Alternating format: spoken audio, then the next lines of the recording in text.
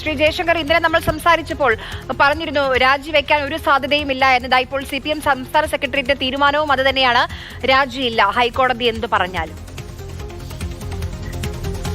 വളരെ ഉചിതമായ തീരുമാനം എന്നല്ലാതെ ഒന്നും പറയാനില്ല.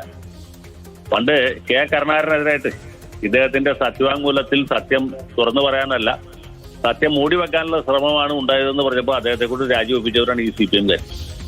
ഇപ്പോൾ സജി ചെറിയാൻ ഭരണഘടനയെ അവഹേളിച്ചു എന്ന് നമുക്കെല്ലാവർക്കും ബോധ്യമായി, അദ്ദേഹം രാജിവെച്ചു. അതിന് ശേഷം നമ്മുടെ കേരള പോലീസിനെ കൊണ്ട്, ജനമൈത്രി പോലീസിനെ കൊണ്ട് ഒരു അന്വേഷണം നടത്തിച്ച് CPM-കാരുടെ മൊഴി മാത്രം വിശ്വസിച്ച് സജി ചെറിയാൻ ഭരണഘടനയെ ബഹുമാനിക്കുകയാണ് ചെയ്തത് എന്ന് ബഹുമാനപ്പെട്ട കേരള പോലീസ് കണ്ടെത്തി. അത് ബഹുമാനപ്പെട്ട മജിസ്ട്രേറ്റ് അംഗീകരിച്ചു.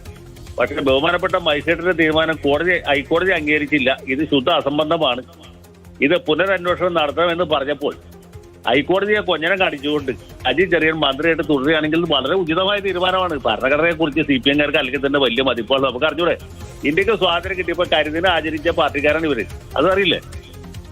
കഴിഞ്ഞതിന് മുമ്പത്തെ കൊല്ലമല്ലേ സ്വാതന്ത്ര്യം ആഘോഷിക്കാൻ തുടങ്ങി. ഇതിനു മുമ്പ് ദേശീയ പതാക ഉയർത്തിയിട്ടുണ്ടോ AKG സെന്ററിന് മുമ്പിൽ?